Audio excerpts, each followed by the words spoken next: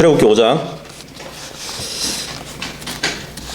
그 80년 동안 연단 기간에 그 연단 기간을 거친 모세, 드디어 이제 이스라엘 백성의 구원을 위한 그 하나님의 대리인으로서 이제 세움을 받게 되었어요. 그죠? 그래서 출애굽기 5장은 이스라엘의 해방을 위한 모세의 본격적인 활동이 시작되는 장입니다. 이제 모세하고 이제 아론이 등장하는데, 모세와 아론은 이제 파라오에게서 이스라엘 백성의 광야로 가서 하나님께 경배할 수 있도록 해달라고 이제 요구를 하는 그 장면이 나오겠는데, 그럼에도 불구하고 그에게 찾아온 것은 파라오의 맹렬한 분노였어요. 그리고 이스라엘 백성들의 불만과 또 이제 불신뿐이었습니다. 왕도 거부를 하고 결국 백성들도 불평을 하는 그 일이 벌어지게 돼요. 근데 물론 예상했던 일이었죠. 주님도 가게 되면 그에게 요청을 하면 보내주지 않을 거라고 미리 말씀을 해주셨잖아요. 그래서 예상됐던 일이었지만 이러한 반응들은 정말 모세를 당황시키기에는 충분했던 것이었죠. 그 1절에서 3절까지 읽어보도록 하겠습니다. 1절에서 3절 시작. 그 후에 모세와 아론이 들어가서 파라오에게 고하되, 이스라엘의 주 하나님이 이같이 말하노라. 내 백성을 가게 하여 그들이 광야에서 내게 명절을 지키게 하라 하시나이다 하더라.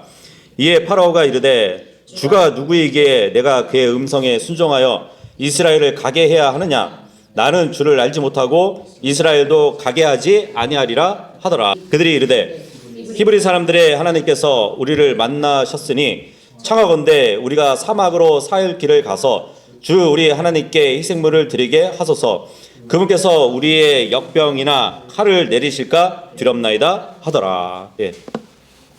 이제 모세와 아론은 마침내 파라오 앞에 서게 되었습니다.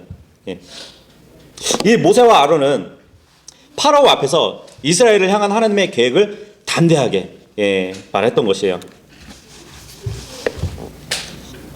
그러니까 모세와 아론은 사흘길쯤 광야로 가서 하나님 여호와께 우리가 희생물을 드릴 수 있도록 허락해 주십시오 하고 요청했던 것이에요. 이 당시에 그 이집트는 다신교였어요. 다신교. 무슨 말씀인지 알죠? 여러 가지 신들을 섬겼던 국가가 이집트였단 말이에요. 그래서 파라오는 그 나라의 종교적인 자유를 허용했어요. 그렇기 때문에 주님께 희생물을 드리는 일은 사실 별 문제가 되지 않았었습니다. 그리고 사흘길을 간다고 그랬잖아요. 사흘길을 가봤자 이집트의 국경을 벗어나는 일도 아니었어요. 이 요청은 별 문제가 되지 않았단 말이에요.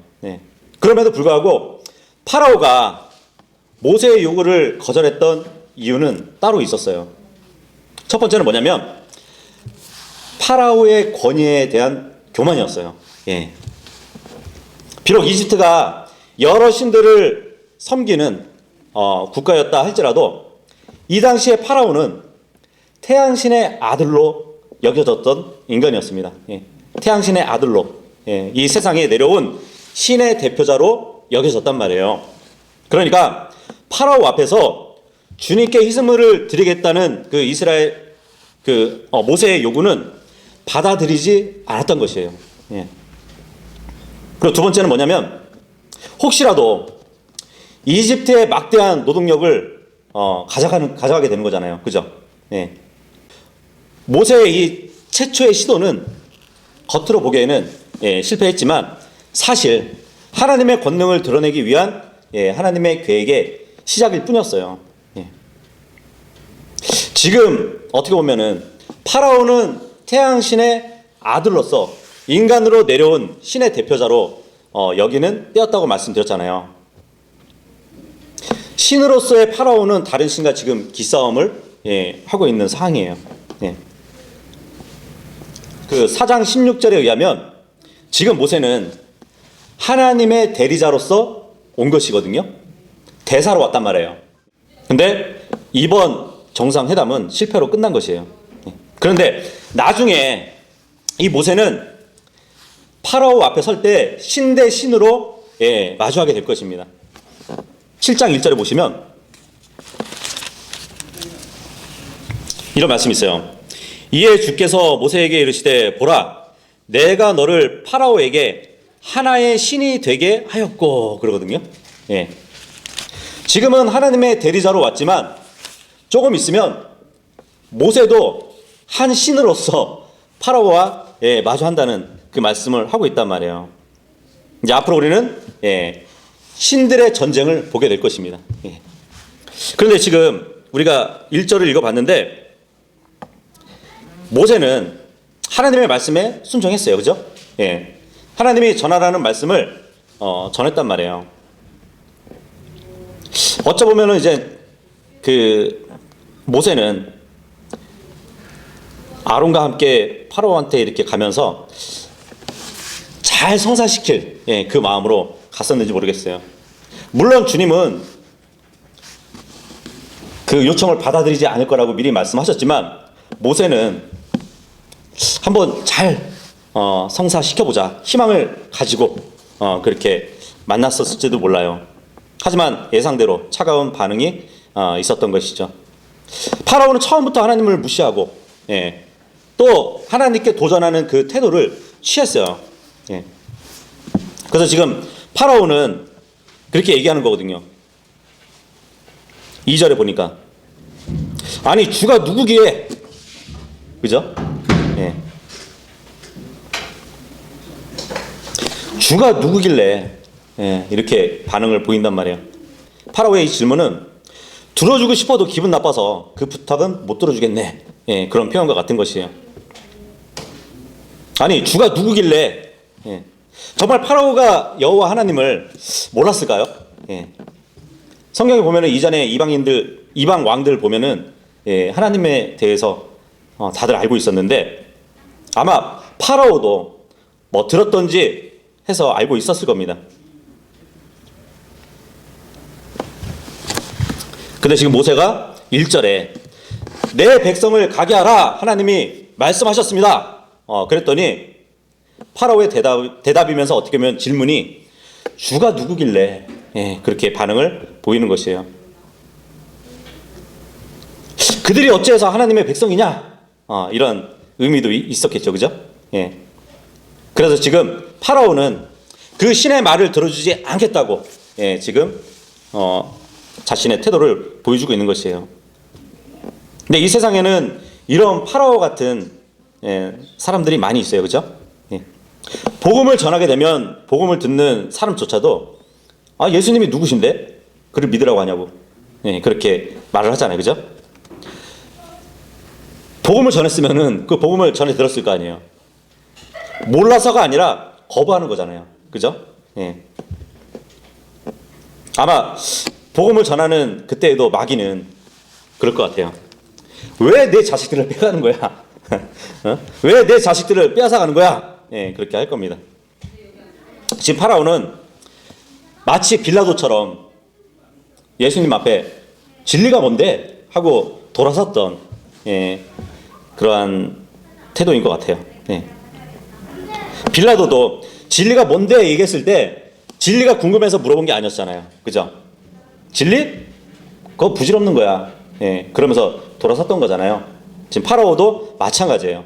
주가 누구길래 하는 것은 주님을 몰라서 물어보는 것이 아니라 거부하는 거거든요. 그런데 1절을 잘 보면 모세는 파라오에게 말씀을 온전히 전하지 않았다는 것을 볼 수 있거든요.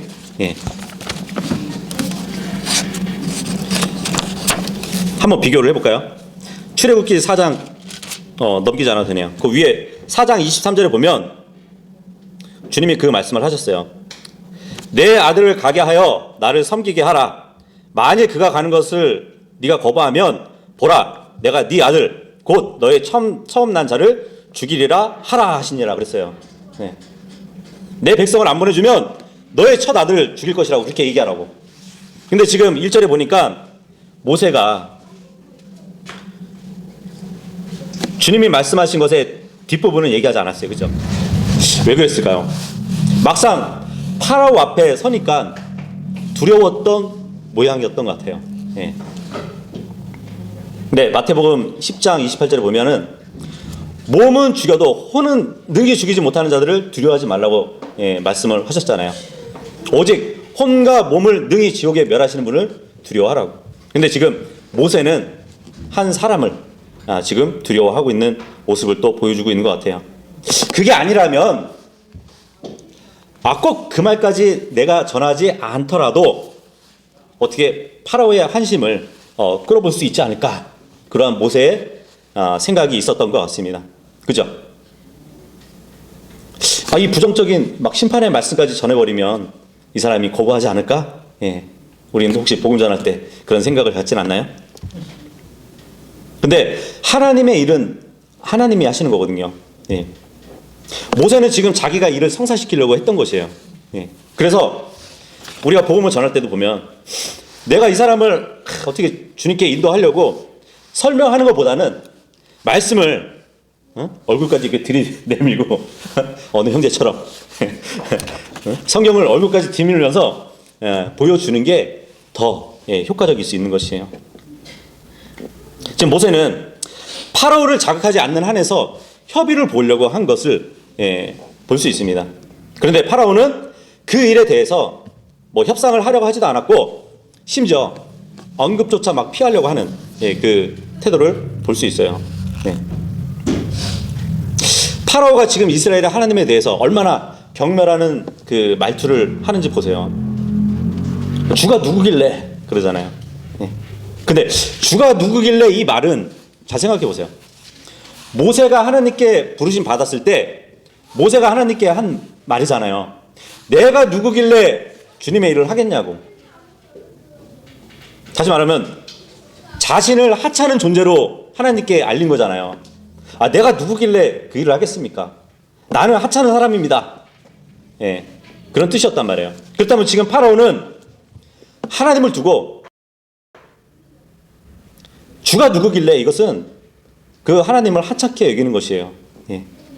나는 그를 알지도 못하고 그에게 관심도 없고 그를 존중하지도 않고 그를 두려워하지 않는다고 그렇게 말을 하고 있는 것이에요.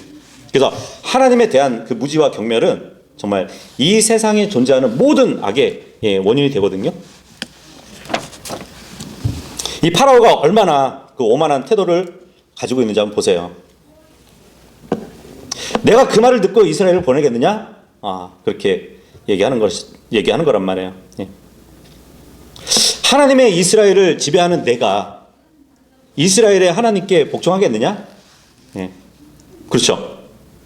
이스라엘이 이집트를 다스렸으면 그 나라의 신은 위대해 보일 것이에요. 그죠? 하지만 지금 이집트가 이스라엘을 다스리고 있잖아요. 그렇다면은 다스림을 받는 그 나라의 신은 얼마나 하찮게 보이겠어요. 그죠? 그래서 여기에 논쟁의 핵심이 있는 것이거든요. 하나님께서는 모든 것을 지배하시는 분이신데 인간은 칼자루 하나 들고 지배를 받으려고 하지 않는 그런 것이에요. 여기 3절도 보시면 모세는 파라오에게 하나님의 말씀을 정확하게 전하지 않은 것을 볼 수 있습니다. 그 뒷부분에 가서 보면 사흘길에 가서 하나님께 희생물을 드리지 않게 하면 그분께서 우리 위에 역병이나 칼을 내리실까 두렵나이다. 그 말을 하고 있어요. 역병이나 칼을 내리실까 두렵다. 근데 주님은 정말 그 말씀을 하셨나요? 그런 말씀을 하신 적이 없어요. 차라리 정말 그렇게 하더라도 우리가 아니라 대상이 너희가 돼야 되잖아요. 하나님의 말씀대로 그렇게 하지 않는다면 너희 이집트의 역병이나 칼이 내리실까봐 두렵다고 그렇게 말을 했어야죠. 그죠? 나 하나님께서 이스라엘 자손을 치실까봐 두렵다고 그렇게 말을 하고 있는 것이에요. 생각을 해봐요. 너 내 말 안 들으면 나 자해한다? 이거거든요, 지금. 그죠? 그럼 파라오가 듣기에는 얼마나 우스웠을 것이에요. 그죠? 그래? 그러면 해봐. 더욱 내 알바가 아니네. 예. 첫 인류의 어머니였던 이브도 하나님의 말씀을 막 더하고 빼고 하는 바람에 모든 인류에게 재앙을 가져왔어요. 그죠? 지금 모세도 지금 하나님의 말씀을 없는 말씀을 지금 넣어버렸어요.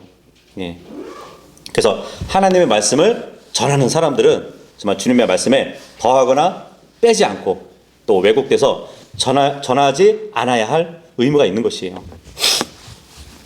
4절하고 5절 읽겠습니다. 시작. 이집트 왕이 그들에게 이르되 모세와 아론아 너희가 어찌하여 백성으로 하여금 그들의 일을 하지 못하게 하느냐 너희는 가서 너희 짐이나 지라 하더라.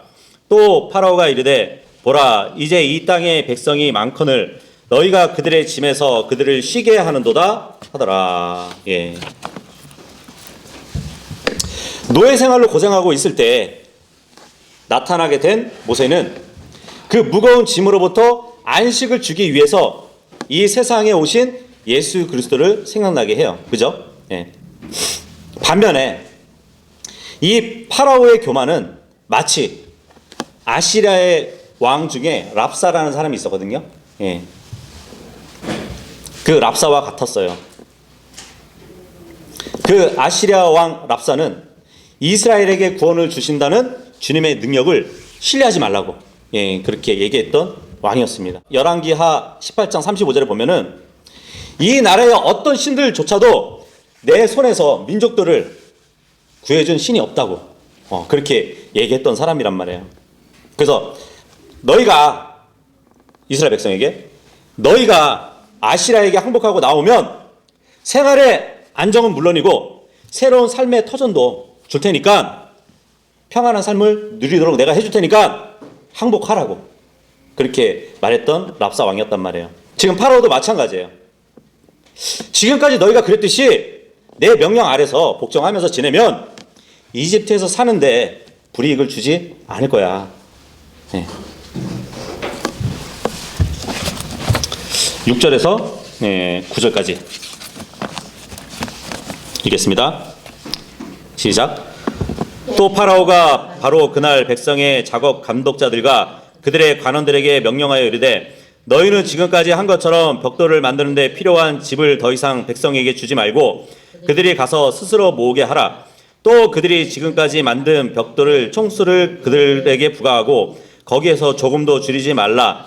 이는 그들의 게으름으로 소리질러 이르기를 우리가 가서 우리 하나님께 희생물을 드리자 하기 때문이라.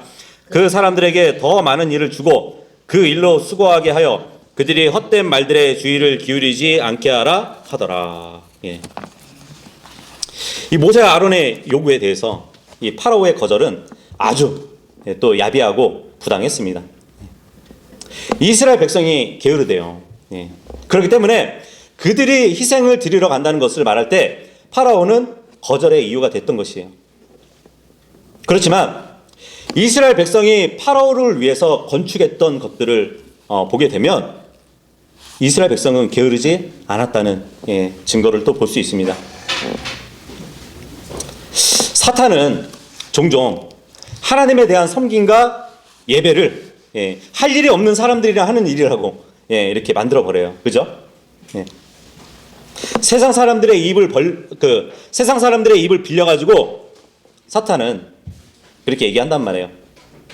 일요일에 교회 간다고? 야, 황금 같은 휴일에 진짜 할 일 없나 보네. 차라리 특근을 해서 돈을 벌어. 그렇게 게으르면은 언제 집 사고 언제 장가 가고 시집 가겠냐고. 그죠? 죽기 전에 되겠어? 우리는 왜 교회에 참석하는지 그들한테 설명할 수 있을 것이에요. 그죠? 그들에게 예수 그리스도를 전할 수 있을 겁니다. 왜 그분을 경배할 수밖에 없고 왜 함께하는 성도들과 교제의 시간을 가질 수밖에 없는지 설명할 수 있어요. 그죠? 그런데 그 말을 우리가 거짓으로 전하는 건 아니잖아요. 그죠? 상대방은 헛소리로 들을 수는 있지만 이 사람이 거짓말을 하고 있네? 그렇게 반응하지는 않는다는 얘기예요. 마찬가지 지금 본문 9절에 보면 그들의 헛된 말들의 주의를 기울이라고 이렇게 얘기하고 있어요. 예. 파라오는 모세의 말을 헛된 말로 들었다는 얘기예요. 그러니까 쓸모없는 말로 치부해버렸다는 얘기잖아요.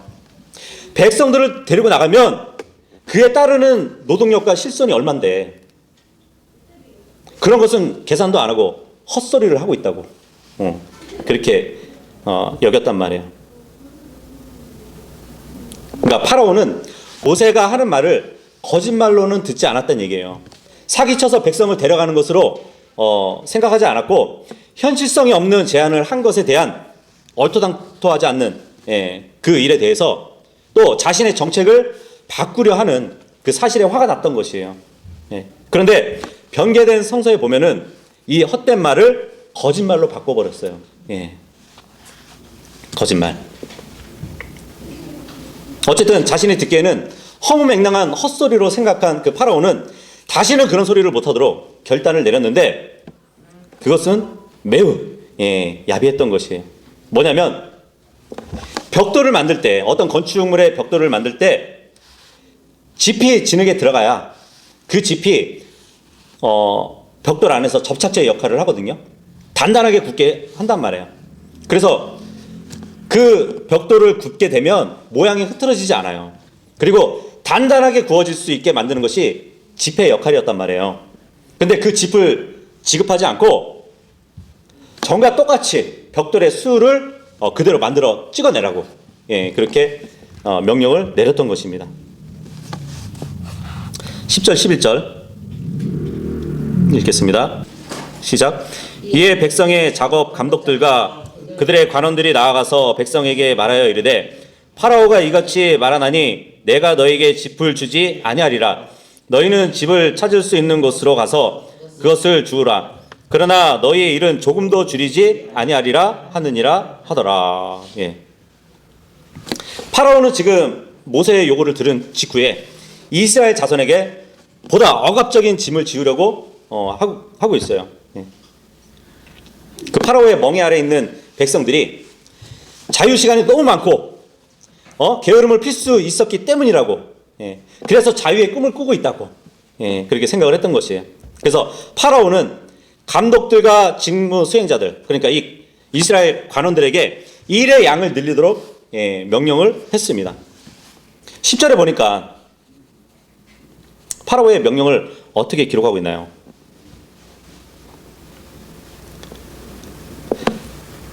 파라오가 이같이 말하나니 그렇게 얘기를 하고 있어요. 그죠? 파라오가 이같이 말하나니 이것은 마치 어떤 얘기냐면 1절에 보면 이스라엘의 주 하나님이 이같이 말하노라 이와 같은 거거든요. 하나님을 모방하고 있는 것이에요. 파라오 신이 이같이 말하노라 이와 마찬가지거든요. 고대 페르시아 왕국에서 보면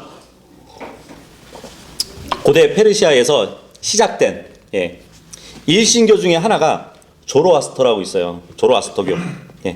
근데 이 조로아스터교 이 교리가 페르시아 제국에 영향을 미쳐가지고 유대교와 기독교와 이슬람을 포함한 아브라함의 종교를 형성하는데 도움이 되었다고 주장하는 종교예요. 그래서 세계 최초의 유일신앙, 현존하는 가장 오래된 종교라고 그렇게까지 말을 합니다. 그래서 이스라엘 백성이 페르시아의 포로가 된 적이 있었잖아요.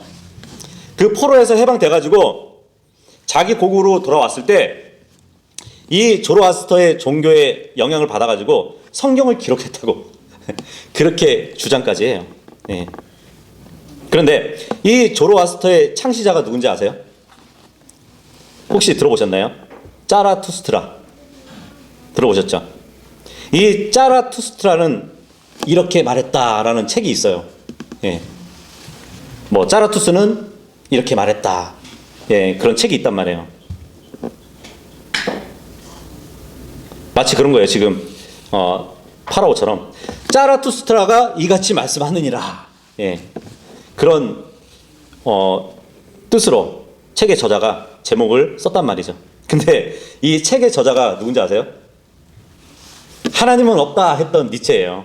예, 그 무신론자 니체가 그렇게 만든 것이에요. 하나님이 이같이 말씀하시나를 조롱하는 것이에요. 지금 파라오가 이같이 말씀하시느니라, 이렇게 지금 10절에 얘기하는 거랑 마찬가지거든요. 1절에 주 하나님이 이같이 말하노라 하는 그 말씀에 반대하는 그 일을 지금 또 명령을 하는 거잖아요. 그죠? 12절하고 13절입니다. 시작. 이에 백성이 집 대신 곡초 구루터기를 거두기 위해 온 이집트 땅에 널리 흩어졌더라. 작업 감독자들이 그들을 재촉하여 이르되 너희는 집이 있을 때와 마찬가지로 너희의 일 곧 너희의 당일 작업을 완수하라 하더라. 이 하나님의 백성을 보내달라는 모세와 아론의 요구에 대한 최초의 결과는 이렇게 이스라엘 백성에게 가해진 더 혹독한 그 노역이었어요. 그리고 파라오의 강팍함이 드러나게 된 것이에요. 파라오는 하나님의 말씀을 무시했던 것이에요. 그리고는 이스라엘 백성의 노역을 가중시켰습니다. 이 파라오의 명령들이 시행이 됐어요. 그러니까 짚을 배급하지 않고 벽돌 생산을 감소시켜서는 안 되는 그 명령이 시행된 것이에요. 이제까지 벽돌을 만드는데 사용되었던 그 짚을 주지 않고 같은 시간에 같은 양의 벽돌을 구워내야만 했었던 것이에요. 근데 이집트 작업 감독들도 아주 혹독했던 것을 볼 수 있습니다. 그들의 짚이 있을 때와 마찬가지로 매일의 일정량을 채우라고 막 강요를 했던 것이에요. 그래서 이스라엘 백성은 이 짚을 구하지 못하니까 사방으로 다 흩어져 가지고 곡초, 그러니까 곡식의 풀이잖아요. 그죠? 그것을 막 뽑아와 가지고 사용했던 것이에요. 그리고 구루터기를 막 거두어 가지고 벽돌에 넣어서 구웠던 것입니다. 그런 것을 구하러 가는 그 시간이면은 벽돌을 얼마나 더 많이 찍어냈겠어요. 그죠? 그렇다면은 잔업량이 늘었겠죠. 보통 회사가 몇 시쯤 끝나죠? 8시간 근무하면?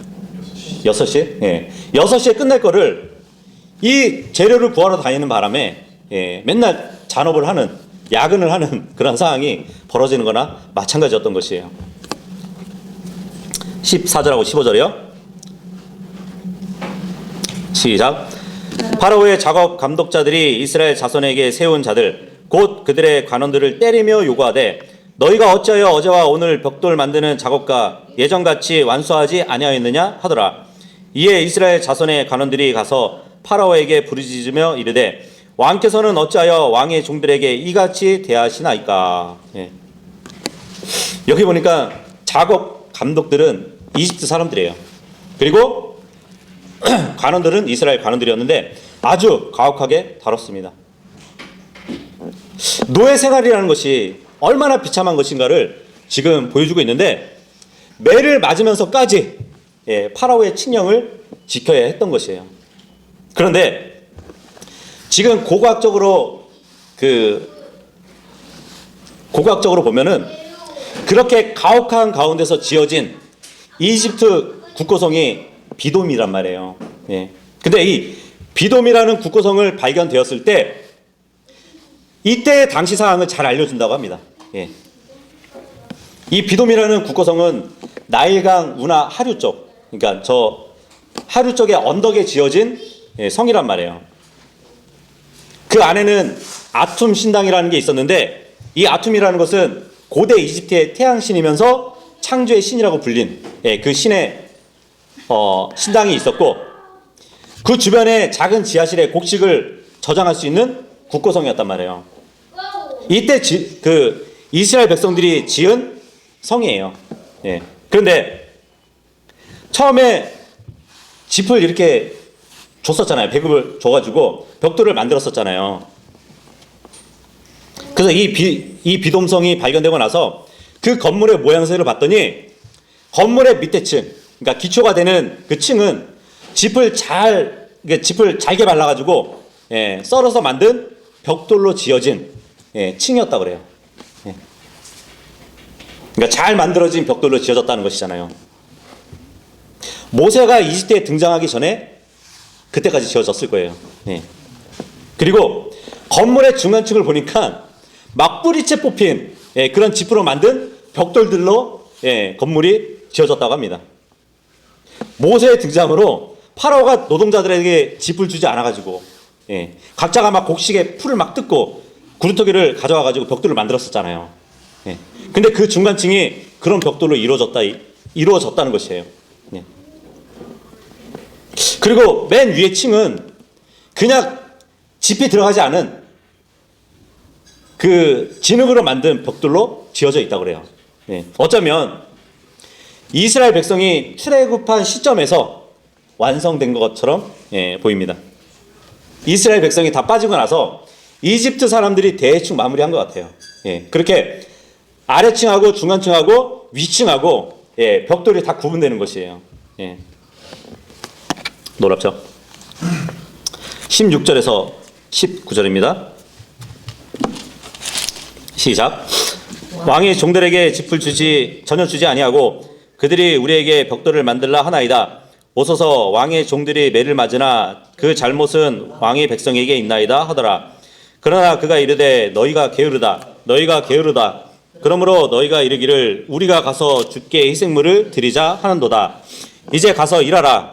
집은 너희에게 전혀 주지 아니할지라도 너희가 벽돌의 총수는 넘겨주어야 하리라 하더라. 이스라엘 자손의 간원들이 너희가 날마다 작업하여 만드는 벽돌에서 조금도 줄일 수 없느니라 하는 것을 듣고 자기들이 악한 상황에 빠진 줄을 알게 되었더라. 여기 16절에 보니까 왕의 종들이 매를 맞아오나 이 잘못은 왕의 백성들에게 있다고 그렇게 얘기합니다. 그러니까 집을 주지 않으면서 그 일양을 맞추라는 것이 말이 되냐고. 이 잘못은 우리 잘못이 아니라고. 왕의 백성에게 있다고. 그러니까 감독자들에게 있다는 얘기를 하고 있는 것이에요. 여기 보니까 신분이 나뉘는 것을 볼 수 있죠. 그죠? 왕이 있고 그의 백성 감독자들이 있고 왕의 종들이었던 이스라엘 백성. 이렇게 나눠지죠. 그죠? 이 세상도 마찬가지잖아요. 이 세상도 다스리는 사탄이 있고 그 일을 수행하는 소위 엘리트 사람들이 있어요. 그리고 그들에게 있어서 괴대제로 여기는 세상 사람들이 있습니다. 그런데 지금 이 관리자들이 이스라엘 관리자들이 지금 파라오한테 항의를 하고 있어요. 근데 지금 파라오는 내 백성이 비난받을 것이 아니라고 그렇게 얘기합니다. 더 무거운 노역과 매맞는 것에 대한 비난은 모세에게 돌려야지. 그렇게 얘기하는 것이에요. 6절에서 그리고 17절에서 한 번 더 이제 이유를 들어가지고 모세에게 돌리고 있는 그 상황을 볼 수 있습니다. 너희가 배가 불렀구나. 내가 보수를 적게 줬냐? 아니면은 뭐 5일 근무를 어겼냐? 무엇이 불만인데? 저 노조위원장 모세는 반기를 들고 사흘길을 갔다가 오면은 생각해보세요. 사흘길이라고 했으니까 다시 돌아오게 되면은 결국은 6일 동안의 노역이 이어지지 않는 것이잖아요. 6일을 지금 파업기간으로 만들려고 하고 있지 않냐?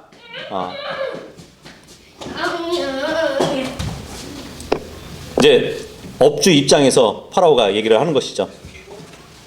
회사의 목표치를 달성해야 하니까 당연히 빡시게 일하는 것은 당연한 거 아니냐고. 일주일에 하루 쉬는 날 너가 교회에 보내는 그 시간 때문에 일주일 내내 힘든 거야.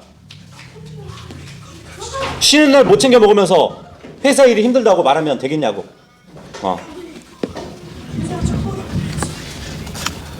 지금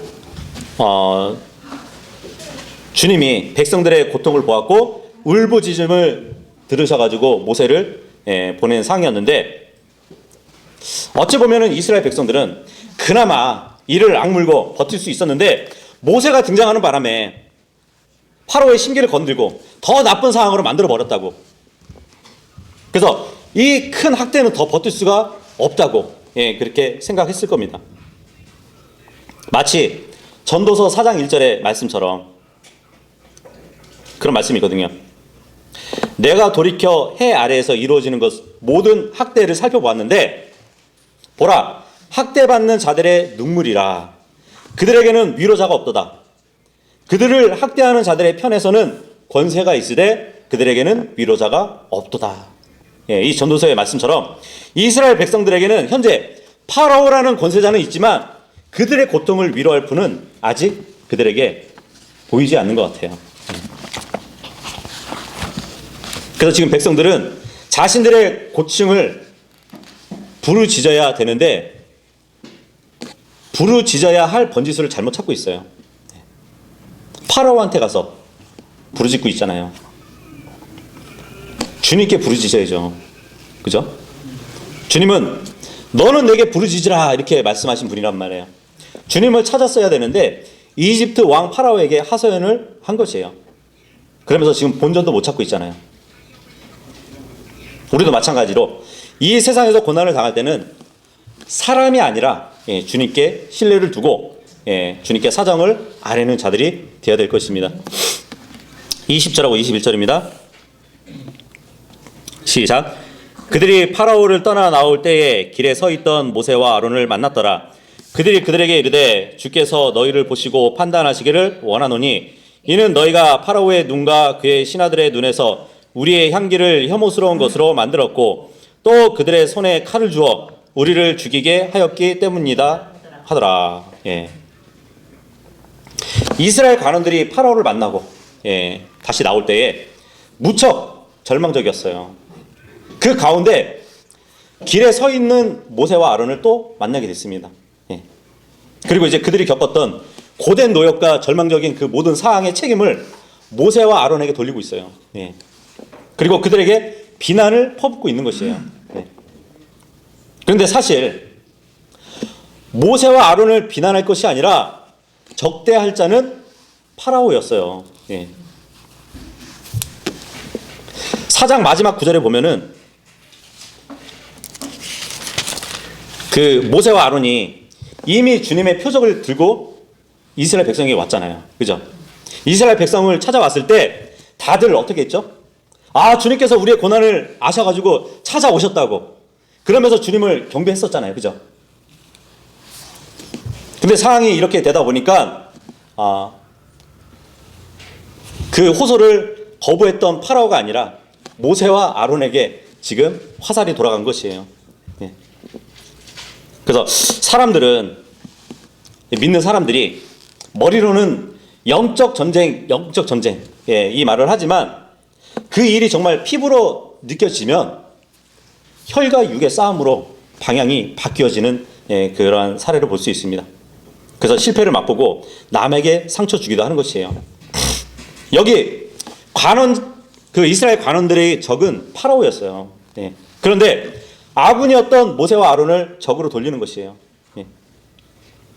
아담도 이불을 핑계댈 것이 아니었어요. 그 이불을 속였던 뱀을 가리켰어야 했었던 것이죠. 그죠? 교회 안에서도 마찬가지예요. 적은 다른 형제 자매가 아니에요. 그들이 잘못을 행하면 마귀한테 속았을 뿐이에요. 잘못을 지적하지 말라는 것이 아니에요. 어둠의 일들은 책망하라고 성경에 말씀하고 있잖아요. 그러나 그 형제 자매가 적대시 되는 그런 상대가 돼서는 안 된다는 것이죠. 지금 파라오는 이스라엘의 백성의 해방에 대한 그 욕구를 무참히 짓밟아 버리고 모세와 아론과 그 백성들 사이에 분열을 지금 일으키고 있습니다.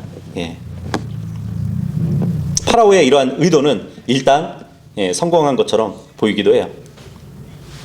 희생물을 드리고자 한 그 시도는 호된 반격만 일으켰을 뿐입니다. 그래서 모세와 아론은 도리어 모든 책임을 지고 비난을 받게 된 것이에요. 22절 23절 읽겠습니다. 시작. 이에 모세가 주께 돌아와서 아뢰되 주여 어찌하여 주께서 이 백성을 이같이 악하게 취급하시나이까? 어찌하여 주께서 나를 보내셨나이까? 이는 내가 파라오에게 가서 주의 이름으로 말한 이후부터 그가 이 백성에게 악을 행하였으며 주께서도 주의 백성을 전혀 건져주지 않으셨기 때문이다 하더라. 예. 지금 결과적으로 이런 상황이 되니까 모세는 하나님을 향해서 불평하기 시작해요. 예. 파라오의 강팍해진 그 모습과 이스라엘 백성들의 중된 노역, 그리고 백성들의 비난이 모세를 절망케 했던 것이에요. 그래서 모세조차도 하나님께서 미리 말씀하신 대로 파라오가 협력하지 않을 것이고 그의 마음이 더욱 강팍해질 것이라는 그 점을 기억은 하지 않고 심한 불평을 터뜨리고 있습니다. 모든 것이 실패한 것처럼 보였던 것이에요. 하지만 이러한 때가 하나님께서 일하시는 그 기회가 되는 것이에요. 그래서 우리의 신앙생활도 감정적인 문제가 돼서는 안 되는 것이에요. 이 믿음 생활이 말씀의 터 위에 세워지지 못할 때 그 믿음은 쉽게 사라질 수 있습니다. 그것이 하나님에 대한 믿음일지라도 쉽게 사라져 버릴 것이에요. 그래서 본문에서 이스라엘 백성들의 모습과 모세가 하나님을 향한 그 불평에서 그것이 증명되는 것이에요. 어려움이 다가오자 너무 쉽게 하나님을 향해 불평을 하는 것이잖아요. 그렇기 때문에 하나님을 믿고 따르는 그것은 말씀의 기초 위에 세워져야 하는 것이에요. 그래서 오늘 5장에서 주시는 그 교훈대로 정말 말씀 안에 굳게 서서 다가올 어떤 어려움들과 절망 가운데서도 이기고 승리할 수 있는 모두가 될 수 있기를 바라겠습니다.